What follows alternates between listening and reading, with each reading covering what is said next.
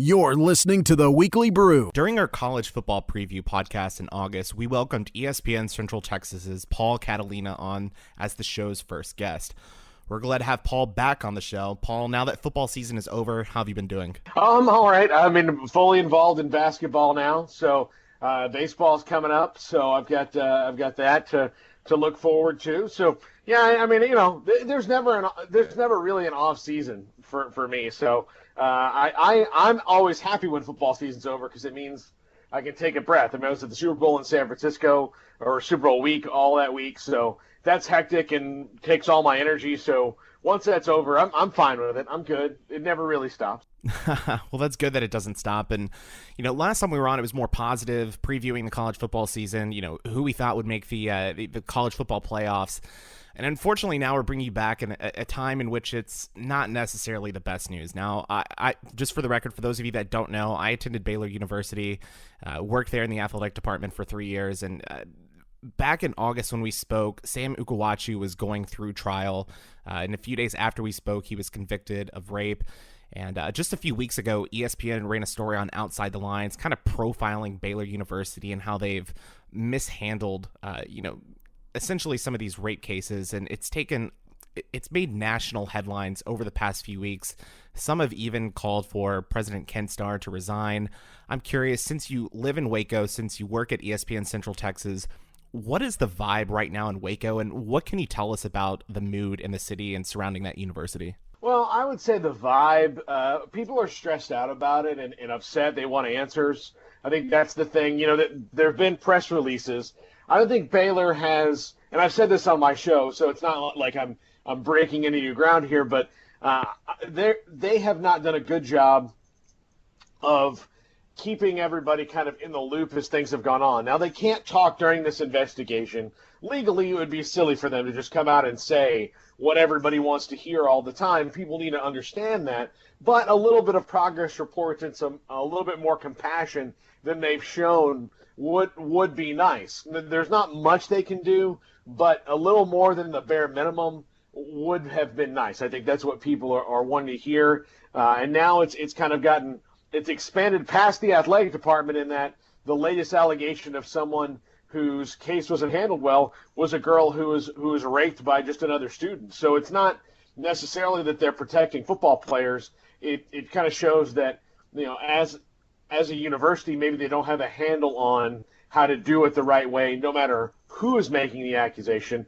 And, if you bring in the Tennessee situation and anything else that's going on, this is a widespread problem across the country.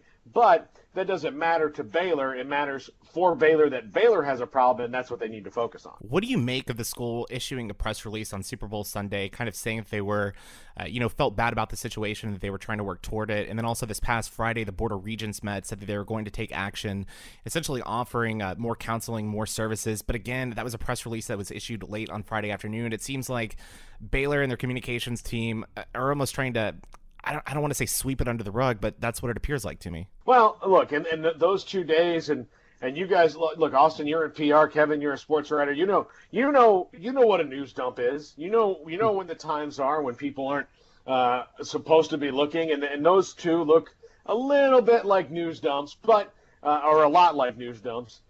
I think that they need, that's what they need to do better of, is don't wait for something to happen and don't put it, later on in the day. Just do it when you have the information, let it out. So, or if you have the information and it's not a great time, like Super Bowl Sunday, do it on Monday morning. Right. There's nothing's going to change other than you might look better. That's the whole thing that Baylor's problem is, public relations wise, at least with the way they respond to things. They've not been proactive. They've been reactive. So every time something happens, they have to make a statement. That's why they probably just need progress reports to be like, listen, the investigation is still going on. Like, you could have wrapped all this together. More counseling and more all of this could have been done, 4 months ago. They could have said, hey, look, we're going to bring in more counselors. We probably need to do that. We need to expand, maybe our awareness program. We need to do that. These are all things that maybe right away before the investigation gets too deep in. You can say all this stuff back in the fall and say, look, we're continuing this, and then just throw out, look, the investigation by Pepper Hamilton is still ongoing. We'll release what we can release when we can release it when the investigation is done, but it's still ongoing, and keep that going on. I think that's been the biggest issue because, again, this problem didn't happen overnight. It's not going to get fixed overnight. Clearly, if this investigation is now into its 5th or 6th month, it's a bigger deal, and there's a lot more things to go through than maybe, the group of us here can even imagine. Well, that's fine. That's good that you're doing something, but don't just sit back and wait for somebody to come out and say, well, this happened to me, Baylor didn't do anything, and then you respond to it. Michelle Davis, who's the nurse examiner from McLennan County, she told Outside the Lines, Baylor has more sexual assault cases that we do exams on compared to other schools with the same approximate population. So, I mean, it's a nationwide problem. We're hearing more and more about it. Is it fair to say that there's something in particular about Baylor, or does this just happen to be the place that we're hearing about now? I think it just happens to be the place we're hearing about now. And look, it wouldn't surprise me if if Baylor has a little bit more than normal. I don't know. I mean, but I mean, you could bring up another school that's a bigger school that maybe doesn't have as big of a problem, and that would surprise me that they don't. When I was at the Sam Ukwuachu trial every day the whole week, and I was there. Michelle Davis was who testified in that trial, and when she started reading off statistics of nationwide college sexual assaults, it made me wonder, like, what was going on when I was in college that I personally didn't know. Like, I didn't know anybody. I mean, how could I not know if it's happening this often? How could I not know if somebody? Because we all probably know somebody who did something. It really that's kind of how many there are, and it kind of shocked me how bad it really is. So I don't think it's necessarily Baylor's worse than anyone else overall when you really look at the statistics, but Baylor has a problem and they need to deal with it, and maybe they've not noticed their problem or not acknowledged their problem until it was thrown right back in their face with a couple of really bad cases. Now, Paul, I'm kind of curious. Baylor in some of their press releases have talked about FERPA and the federal guidelines that prohibit them from speaking about cases before before the investigations have concluded.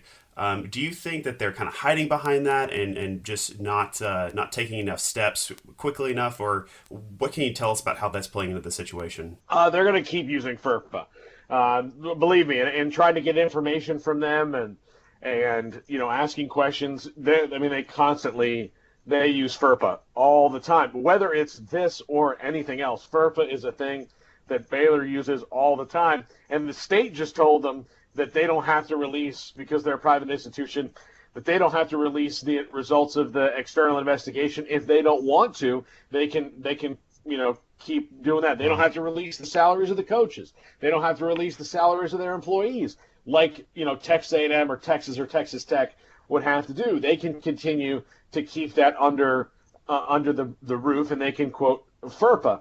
It does look like they're using it to hide things, and that's why I think that maybe they need to talk to some people and get them to waive. I think some people would waive some situations for them to be able to talk about it, good and bad. I think there's some people who maybe had good experiences and Baylor helped them out the way that they were supposed to, and things proceeded along the way and it worked out. And then there's some people that have bad ones that would probably waive it either way. I think that they probably need to talk to some of those people and find out if they would. That way they can appear to be more transparent. I'm also reading quotes from Hillary Laborde, who's the McLennan County ADA and prosecuted both Tevin Elliott and Sam Ukwuachu.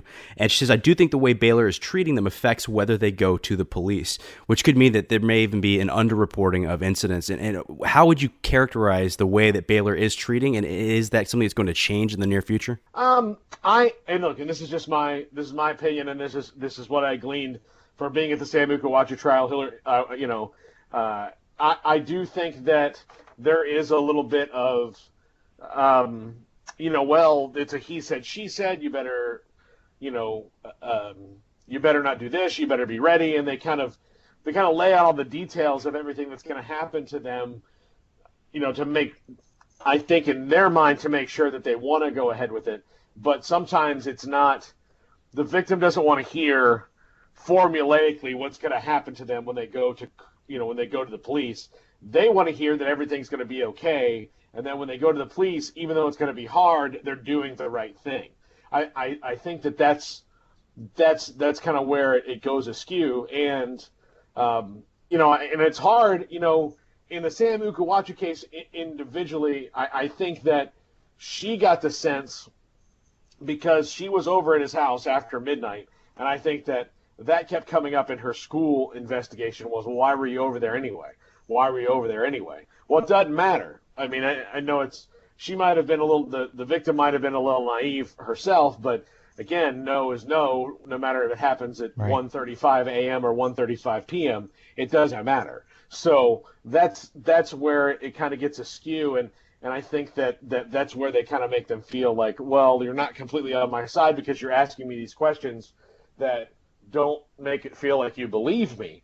And I think that's maybe why they are afraid to go to the police, because if the university doesn't believe them, well, the police have less skin in the game for them to believe either, And so I think that makes it more difficult. And look, the girl who wrote the blog post that went all over Facebook and started the candlelight vigil the other night, she didn't go to the police at all. I mean, she didn't report the thing for 6 or 7 weeks, and she's a cautionary tale.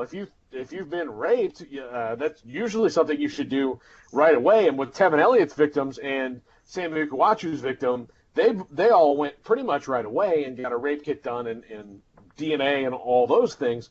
She didn't do any of that, so it made it very hard for the university to believe her at all. But even still, according to her blog, they weren't very compassionate with her either, but that's her point of view. You had mentioned the candlelight vigil that took place last week, and a lot of people turned out for that, and in kind of unison saying that Baylor needs to do something. President Ken Starr issued a statement saying, "We hear you. We're going to take steps." However, it seems that with Baylor taking so long to actually respond, and as you said, not be proactive in handling and getting out in front of this issue, I've seen some reports suggesting that maybe Ken Starr should resign.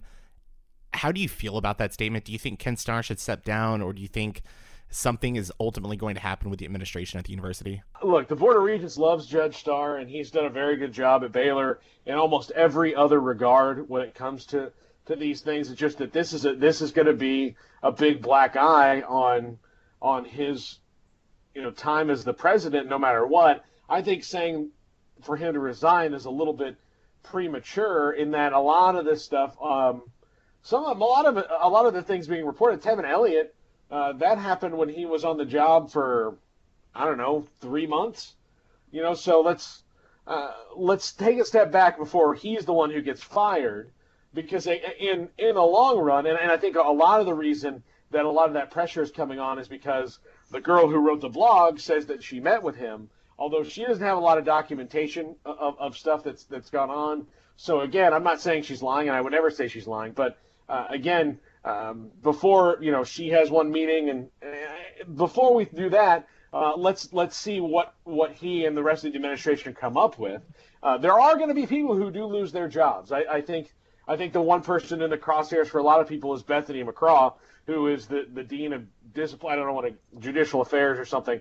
I don't want to get her title wrong, but she is the person who all the victims in the Sam Ukwuachu and Tevin Elliott cases went to. And she's the one who investigated those, and she's also the one who didn't, put any punitive action on those student athletes at all. Let the team suspend them, and that's what made Baylor's athletic department look bad. And then that's another problem, is that the athletic department looks to the university to do something, and then they in turn have to be the ones who do it. I think that's kind of where it's gotten into a mess where.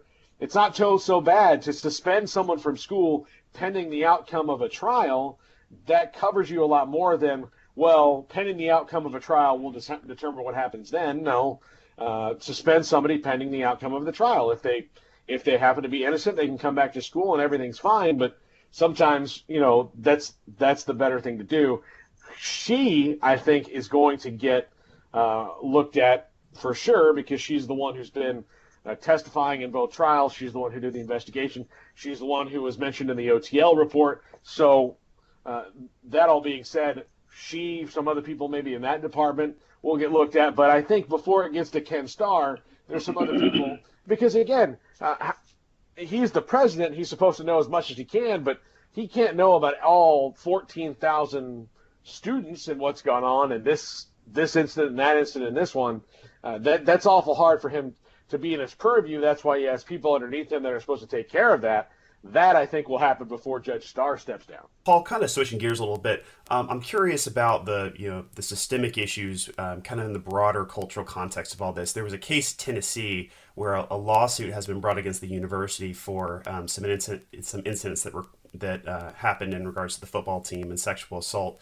One story that was particularly problematic to me was a football player who tried to stand up for one of the girls who's suing the university and actually got beat up by some of the other football players trying to do that. What can you tell us about what's going on there? Not being as close to that situation, all I can tell you is that, and in reading everything that's gone on at Tennessee, including, look, a lot of the accusations levied at Peyton Manning and that suit that happened a long, long time ago.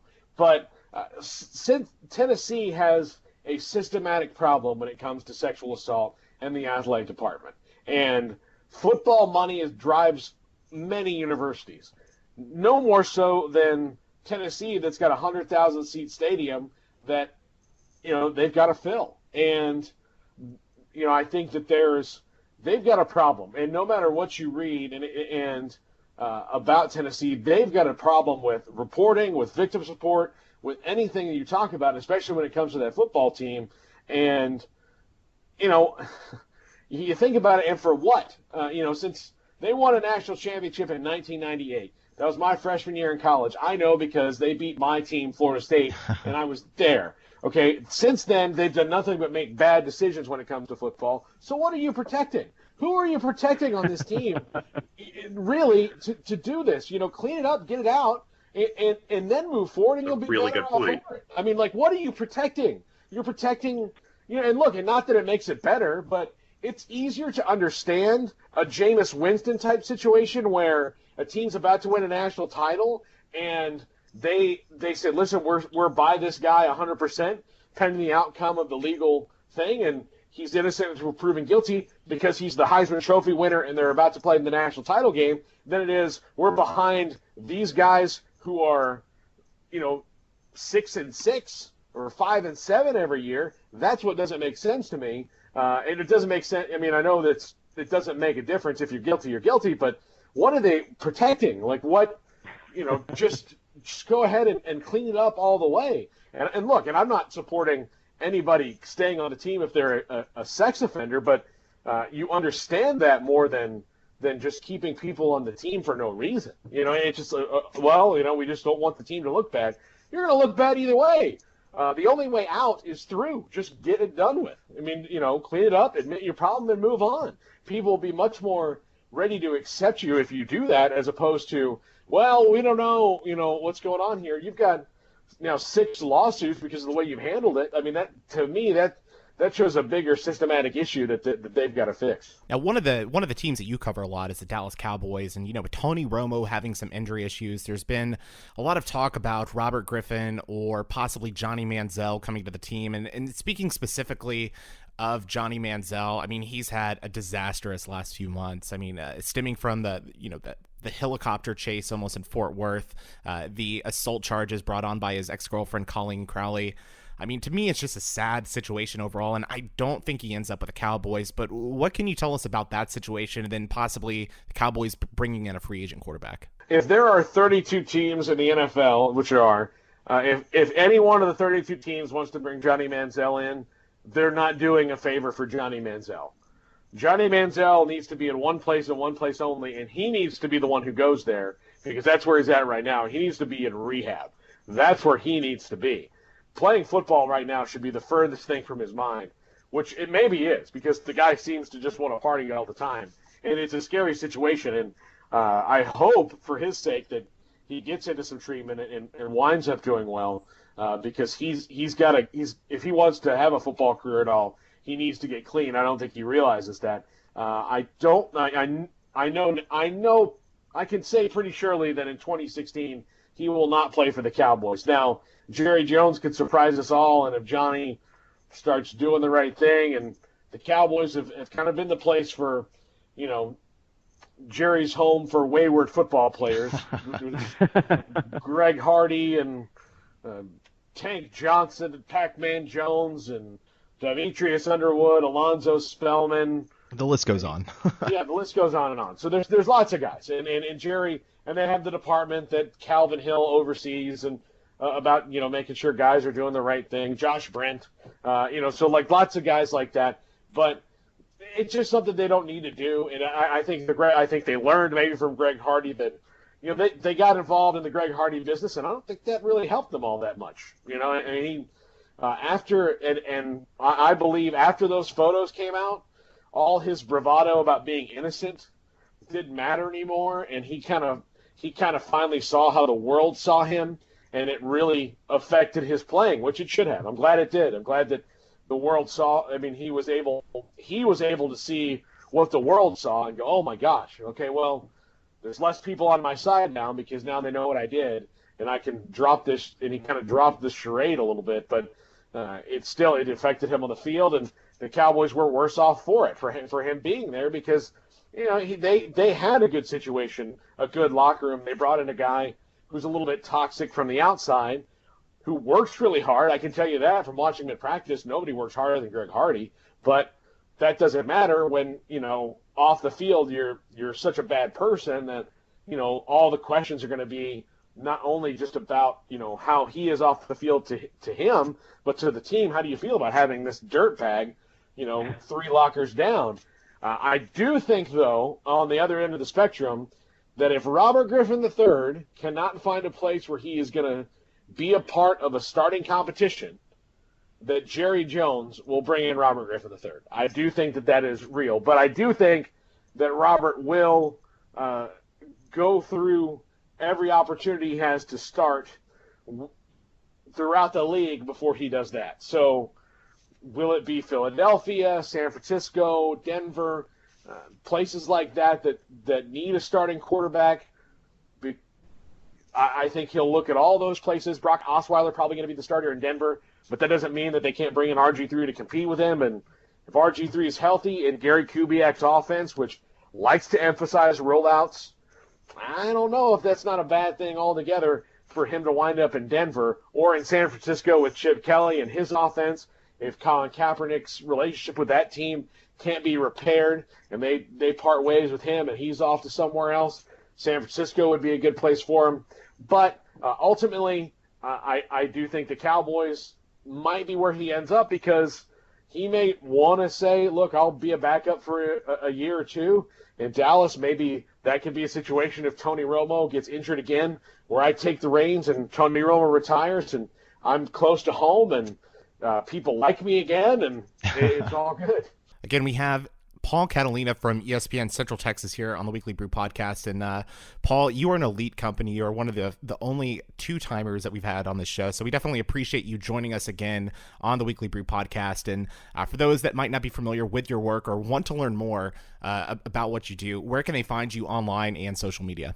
They can find me 1660ESPN.com is our website. You can stream us through there. Where I'm on 3 to 6 Central every single day with David Smoke and Butch Henry on a show called You Make the Call. And we're also, you can find me on Twitter at Paul Catalina. And I don't tweet as much as I used to because I don't like it. But I tweet occasionally, so I try to make them count. I like that. I like that strategy. But Paul, we definitely appreciate your time. It was a fascinating conversation. And thanks for joining us again for the second time on the podcast. All right. Anytime, guys.